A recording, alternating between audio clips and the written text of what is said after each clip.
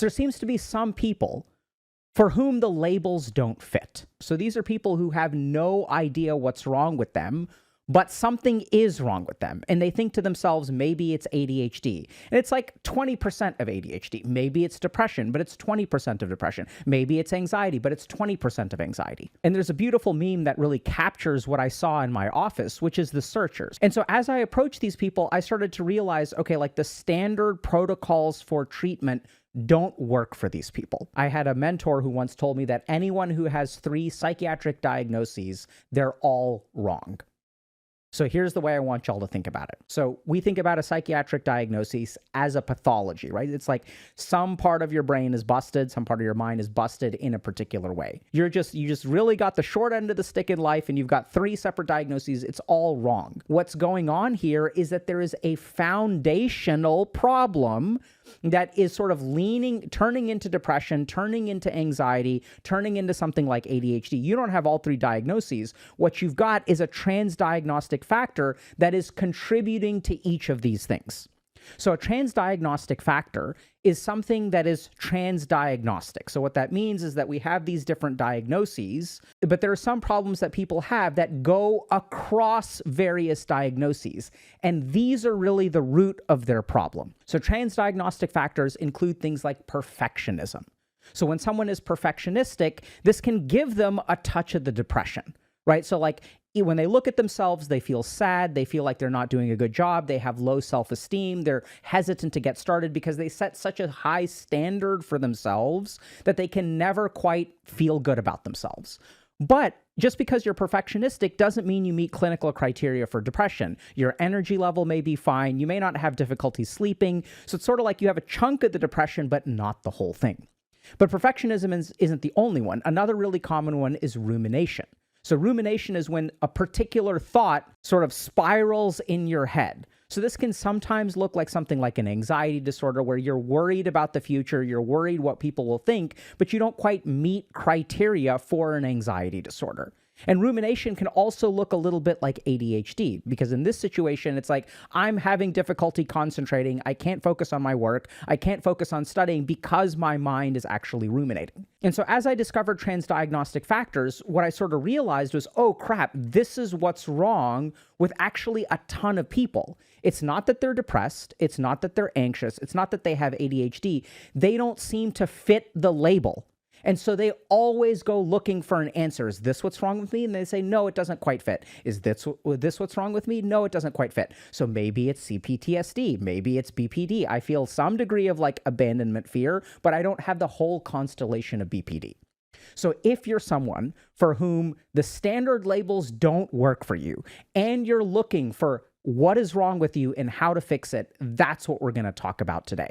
So we're going to dive into more detail on what trans-diagnostic factors are and how to address them at their root. So as I started to see more of these people and work with more of these people and started to figure out how to help them, I realized this isn't standard psychotherapy or even psychiatric treatment. The whole problem is that they don't fit a diagnostic scheme. And as I learned how to help these people, those learnings became the nucleus of what I would later develop into our coaching program, which doesn't focus on a particular diagnosis, but focuses on things like motivation, goal setting, and actually like understanding yourself and getting yourself to move in the right direction. So let's dive a little bit more into what trans-diagnostic factors are and why they're so important. So right now in mental health, we have this sort of idea that you have a diagnosis, right? So this is something that is binary. You either have it or you don't have it. And we generally speaking, in order to get diagnosed with something, you need to meet a certain amount of criteria. So for example, to be diagnosed with major depressive disorder, you need to meet 5 out of the 9 criteria. Here are the 9 possibilities for people who have major depressive disorder. And if you check 5 of those boxes, boom, you're diagnosed with MDD. Now, the problem is that this approach of binary checking boxes doesn't really fit most people. So here's a paper that looks at trans-diagnostic approaches to mental health, current status, and future directions. And there is gathering support for a trans-diagnostic approach that cuts across traditional diagnostic boundaries, or more radically sets them aside altogether. Okay, so let's take a look at why this is an issue. So let's take the case of major depressive disorder.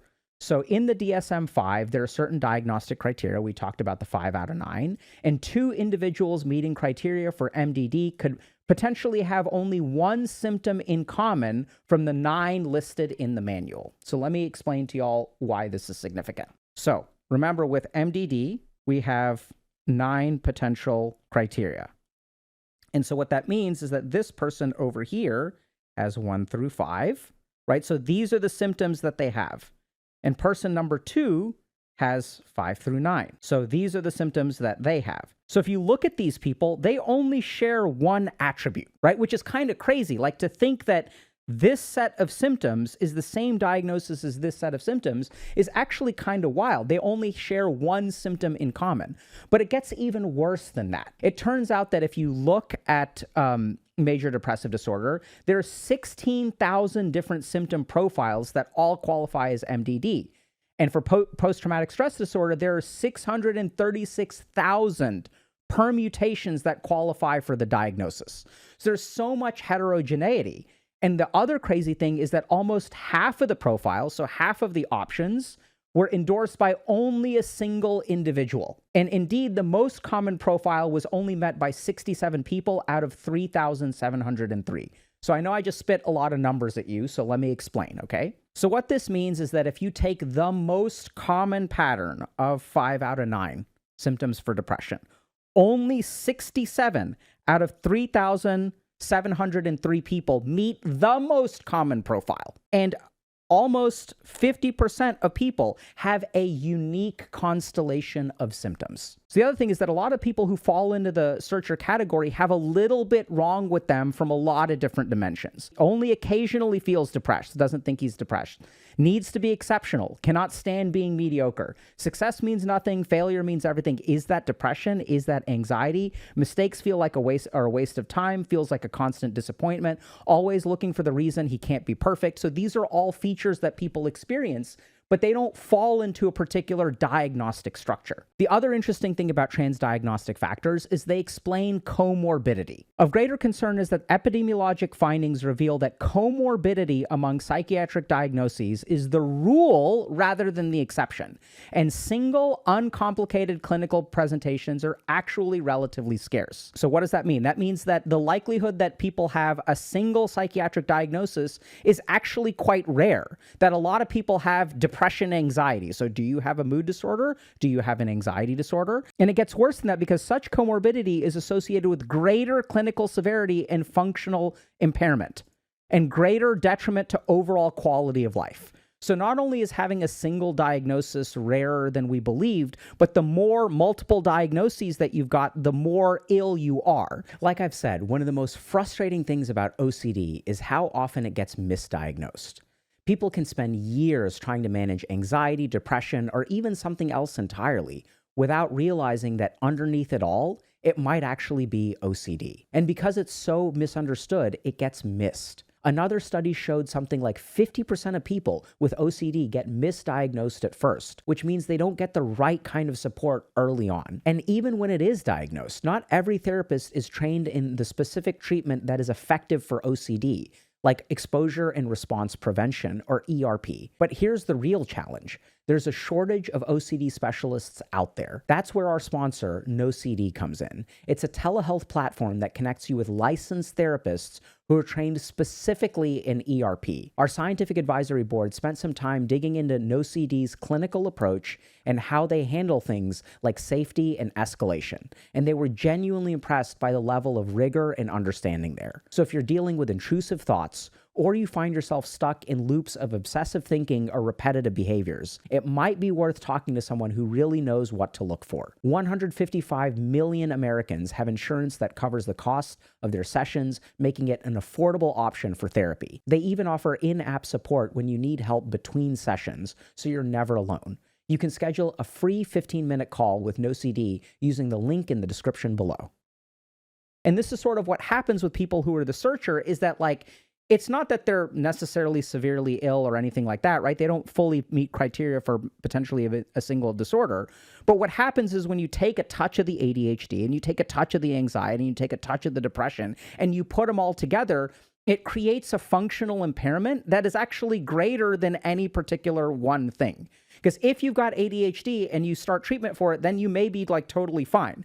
That's not a solution that is available to people who fall into the searcher category. So let's take a look at what these trans-diagnostic factors are, how they lead to mental illness, and what you can do about them. So perfectionism, rumination, intolerance to uncertainty, distress, intolerance, and then my favorite, this is the one that I'm kind of adding to the list based on my clinical experience, is alexithymia or emotional regulation deficits. So how do these things work? So over here in your mind or in your brain, you have certain capacities. Let's say you're perfectionistic. Let's say you ruminate. Let's say you have an intolerance to uncertainty. Let's say you have distress intolerance. Let's say you're alexithymic. So as you have these different factors, what happens is they combine for a diagnosis, right? So let's say this is depression. And then they can also combine in a different way, intolerance to uncertainty, distress tolerance. So this is an anxiety disorder. And then if you have something like ADHD, then this is a combination of rumination. This is a combination of perfectionism, right? Because like now I have to be perfect. Before I can get started, everything needs to be perfect. And you'll notice that a lot of people with ADHD have this kind of perfectionism, right? Everything needs to be perfect before I can get started. Otherwise, I get distracted. I can't just get started. Everything has to be lined up. Otherwise, I think about this, I think about this, I think about this, I think about this. And they may have some degree of alexithymia as well, because there's emotional regulation deficits, and hyperactivity of the amygdala has also been found in ADHD. So the way that these trans-diagnostic factors work, this is actually the building blocks of your brain or your mind that end you up as the searcher, because you don't fit into this category. You don't fit into this category. You don't fit into this category, but you have this, and you have this. Okay? Now, if this is true, what that should also mean is that if I treat a trans-diagnostic factor, if I target perfectionism in and of itself, it should improve depression, anxiety, ADHD, etc. And that's exactly what we find. So here's a paper that's looking at modular trans-diagnostic CBT treatment versus diagnosis-specific CBT treatment.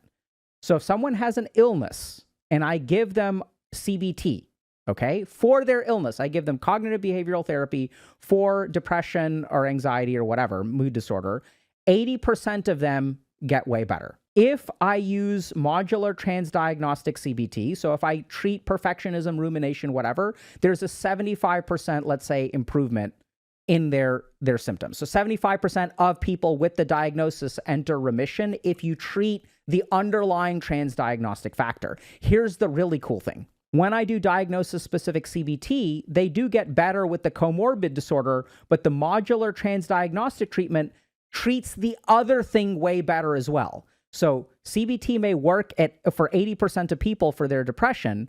Trans-diagnostic modular CBT works for 75% of people. But for the comorbid anxiety, only 60% of people get better versus 75% of people get better with modular trans-diagnostic CBT. So what we see is that if you target the underlying trans-diagnostic factor, the diagnosis at the top of the list actually gets better. And it gets a little bit worse than that, because it turns out that if you have a trans-diagnostic factor that is not being targeted directly, it can actually interfere with cognitive behavioral therapy for a diagnosis. Indeed, there is growing evidence that elevated rumination at the start of treatment predicts poorer outcomes to cognitive behavioral therapy for depression, such as increased time to remission and reduced likelihood of achieving remission. Rumination at the end of mindfulness-based CBT treatment predicts depressive relapse. So if you ruminate and you go through a course of mindfulness-based CBT, the degree of rumination predicts the likelihood that you will have a relapse. For patients receiving brief CBT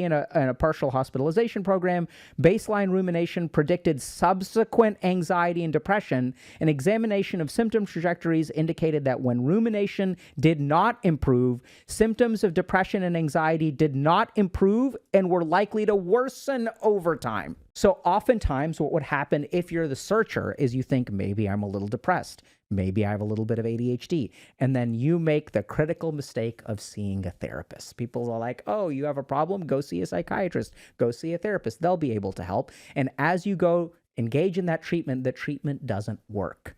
You're not the only one. Here's the data behind it. You can take people who are in a partial hospitalization program. This is intensive treatment. And if they have rumination that is not targeted and does not get better, their depression and anxiety do not improve nearly as much and arguably don't improve at all. Depends on the individual study. This is the problem with the searcher, that unless you target these trans-diagnostic features at their root, it will be very hard to get better. So now the question becomes, how do we target them?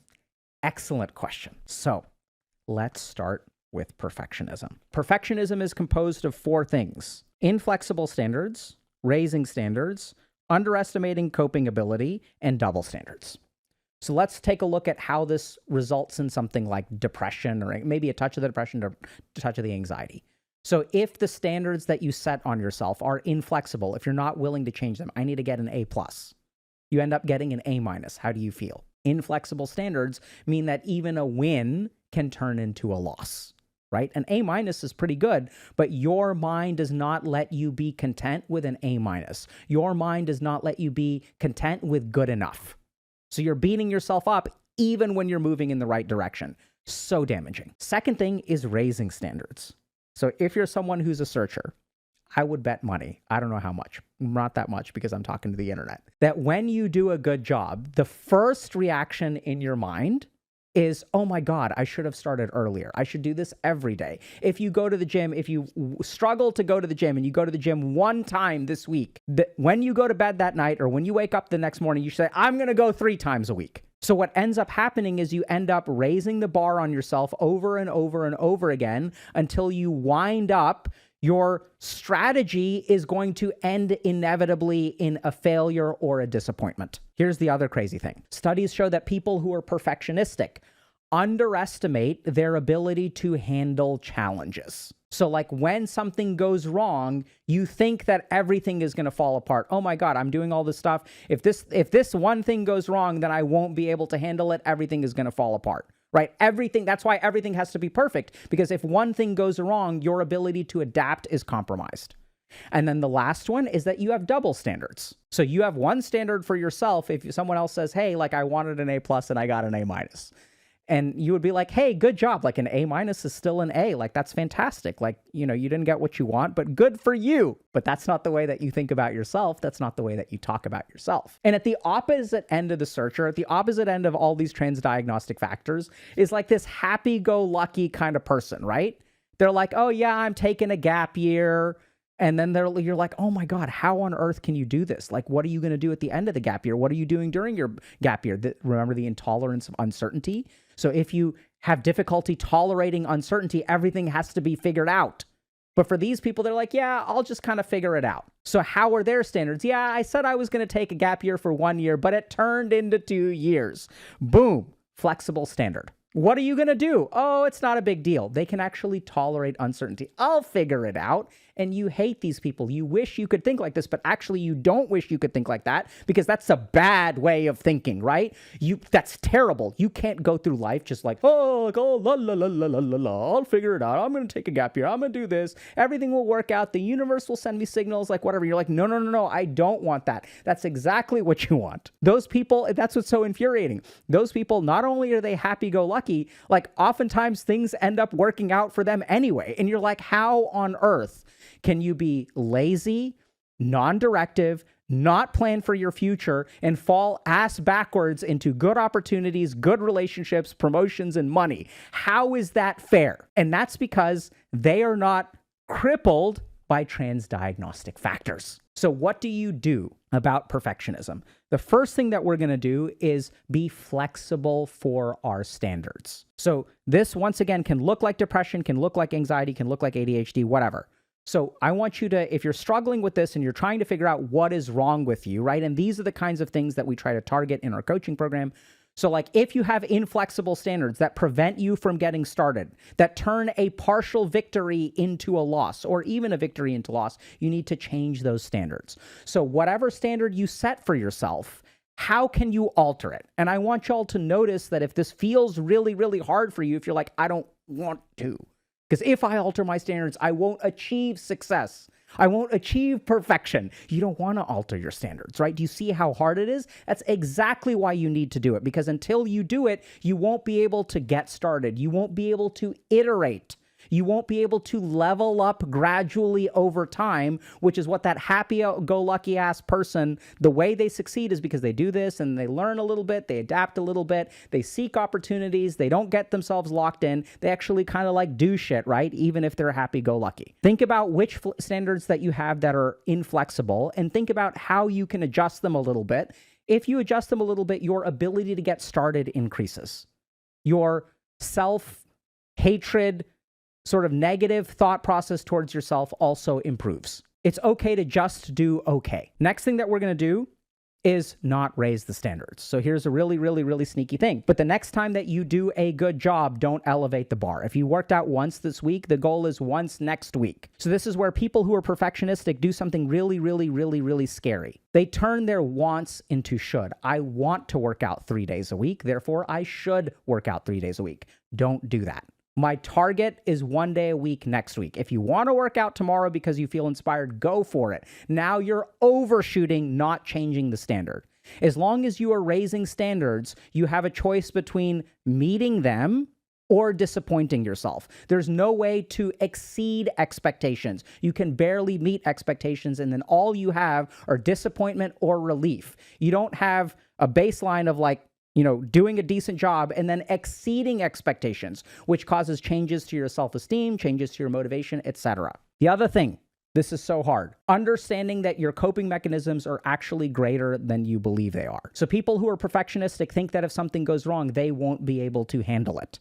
So I want y'all to go back and think about a time in your life where things went wrong.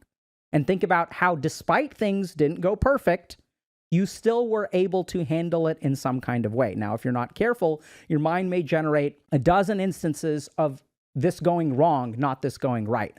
That's why you have to do some cognitive work here, because the first 10 examples that your mind will produce are examples of you not handling things well. And since that is the information that is accessible to your mind, that is why you are perfectionistic. That is why you believe that you can't afford to make a mistake. But chances are, if you're watching this video and you're in this channel, you are actually more adaptable and more resilient than you give yourself credit for. Last one on double standards is just pay attention to the standard that you hold other people to and hold yourself to the same standard. It's going to feel really, really, really bad, and you got to do it. Second thing we're going to talk about is rumination. Rumination is going to be composed of 4 pieces as well that we're going to target. The first problem with rumination is that it is an emotional magnifier. Let's say our happy-go-lucky person asks someone out on a date, and said person says no. And happy-go-lucky person is like, whatever. I went ahead and shot my shot, didn't really work out, but life goes on. I'm going to continue on my gap year, like whatever. Now, the person who ruminates asks someone out on a date. The person says no. And this single instance of emotional damage turns into dot damage. This is what rumination does.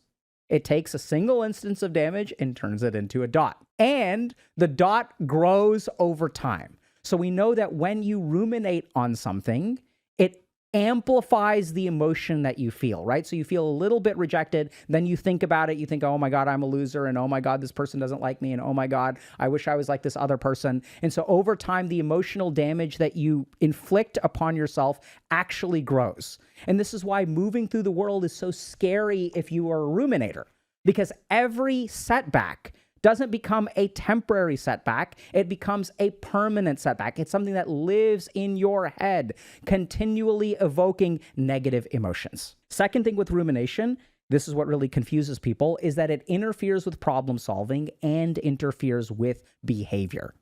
So a lot of people think that as I think about problems, the reason I'm thinking about them is to come up with a solution. Right? The function of the brain and the function of thinking is to help me solve our problems.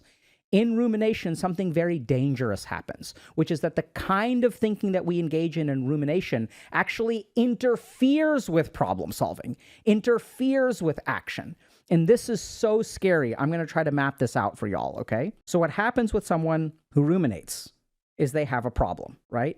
And then they take 1 HP of damage. And then they start to ruminate which means that they're taking 1 HP on a cycle every time they have their like mode of thinking. So now I'm taking 8 HP of damage, 9 HP of damage, 10 HP of damage. Now, since rumination by its nature, we'll get into this in a little bit of detail, interferes with problem solving as you think about it for 8 cycles, 9 cycles, 10 cycles, let's say 8 hours, 9 hours, 10 hours, you're thinking about it a lot and you have not figured it out, right? You don't solve the problem. Therefore, you make a very dangerous conclusion.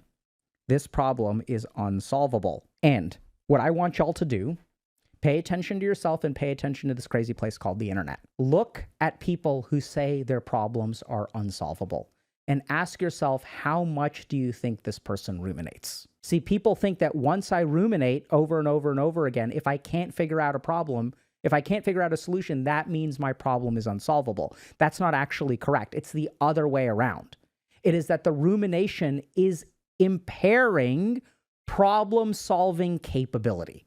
And since it impairs problem-solving capability, you conclude it's unsolvable. And then you're really screwed, because once you conclude it's unsolvable, action becomes very hard to access. So people will say, just put yourself out there, just do it. But if you're a ruminator, that's very, very, very hard. One of the reasons for this gets a little bit technical, is because people who have a tendency to ruminate are abstract thinkers, right? So let's take the case of someone who struggles with romantic relationships. They say, I missed dating in high school. I missed dating in college. Now I'm 25 years old. I've never had a romantic partner. Therefore, I will be alone for the rest of my life. So what tends to happen when people ruminate, this is just the nature of rumination, really fascinating. So when you ruminate, what your brain does, there's a very specific context here, here, and here, right? So let's say like maybe the reason that you didn't date in high school is because your parents were really controlling. So the reason that you didn't date is because your parents didn't let you date. That was the case in my situation. Maybe the reason that you didn't date in college is because you did have a crippling episode of major depressive disorder, or you broke a leg or something like that. There is some context that is responsible for, not like 100% responsible, but the deck was stacked against you in some way. But then what the ruminator does, the more that your mind spins this around in their head, the more that what happens is your brain forms an abstract conclusion. I'm a loser. And it has all this evidence. This is why I'm a loser. But this is not actionable, right? That's not something you can just like wake up and like, I'm going to do 5 push-ups and that will no longer make me a loser. No. So what happens when you ruminate is detail-oriented situations, which are nuanced and complex, over time become generalizations and abstract. And the more abstract it becomes, the harder it is to actually act and solve the problem. Which brings us to the really damaging, the most damaging aspect of rumination, which is reduced sensitivity to changes in context. So once I conclude I am a loser, then what happens is I spend time on the internet, I spend some time on Red Pill forums, 4chan, take your pick, Reddit, this community, and then people tell me, oh, like, yeah, you should hit the gym, bro, go to therapy. But how many posts have y'all seen of people saying, I did everything I was supposed to do? I hit the gym. I got my stuff in order. No relationship. I changed. I did what everyone told me to do. And if you're the searcher, you may fall into this category where you said, I did the right things. I went to therapy. And nothing has changed. When you ruminate, and there's all kinds of like neurological evidence of this, as your circumstances change and your likelihood for success actually increases, your brain is not able to recalculate your odds of success. So I'll give y'all a great example of this. Let's say you're playing a video game on the internet. Let's say you're playing League of Legends, Valorant, Dota, take your pick, Deadlock, whatever, Fortnite, some team game, Apex, whatever. Okay, so you have someone who says, oh my God, the game's over. Like mid is fed. Like there's nothing we can do. Like I'm going to give up. I'm going to AFK, like whatever. I'm going to int down mid. And then you make a great play. Let's say your chance of winning is like 10%, right? So they're like, game is over. Then you make a great play. You kill their mid. Their person is overfed. They dive, like whatever, right? So like on the internet, it's basically like who doesn't give up first is usually who wins. If you don't give up, you're a crappy player. Y'all are all fucking silver, bronze, or whatever, right? Everyone's a noob. So if you just like don't give up, they're going to screw up. So you make a great play. Now your odds increase from 10% to 20%. It's not like you're favored to win, but like, hey, your odds have gone up some. What happens to the person who had given up? Do they look at this new situation and say, holy crap, now we have a greater chance to win? I'm gonna start playing. We can do this, bros. You may be saying that because you made the great play, but for the person who's tilted, are they sensitive to changes in context and how that shapes their future possibilities? Absolutely not. Now, here's the key thing. We're not done. Between the 7th minute of the game, when this person gave up, and the 15th minute of the game, when you made that great play and now you have a chance to win, what do you think was going on in their head for 8 minutes? Do you think they were like, da, da, da, da, da, da, da, da? No, they're just mauling in there, right? Like more and more and more. They're tilting in their head. They're ruminating. That is literally how rumination works. So if you're someone who does this, there are 2 or 3 things that you can do. This is going to sound insane. The first thing that you need to do is separate out the emotional stuff from the problem solving. If you are feeling emotionally bad, do not try to solve problems. Do not try to think about it, whatever. Place no importance on whatever thoughts you have when you are emotionally activated. So literally some of these cognitive behavioral therapy protocols that target rumination specifically, one of the key things that they teach is emotional regulation when you're feeling bad over here, problem solving over here. These 2 things should never touch. So if you're feeling bad, do some meditation, go for a walk, play a video game if you want to, just do something to help yourself feel better. When you are in a good head state, then start to think about how you can solve this problem. Second thing that you can do is move from abstract to concrete, right? So if you're a loser, what can you do about that? You can't fix that. Instead, what you want to do is be concrete and try to change your circumstances. So focus on the changing context. So what can you do not to succeed, not to fix the problem? What can you do to shape your environment to increase your odds of success? And that's also where the last thing that you can do, this is a little bit trickier, but like we see this a lot when we work with people in coaching and stuff like that. I've seen a ton of peer supervision and things where this becomes really important, is helping people recognize, okay, if you're a loser, what was the context? What were the things that were outside of your control that helped form this belief? And as you go re-examine those kinds of scenarios, your belief about yourself will start to change. As you start altering your context, your odds will increase. And the most important thing about this is that these kinds of mental actions run counter to rumination. This is the opposite of rumination. And once you stop ruminating, then a lot of stuff will get better. So as you target the rumination directly, as you target the perfectionism directly, the symptoms that you have, right, these like little bits of low self-esteem, little bits of anxiety, little bits of problems with concentration will actually improve.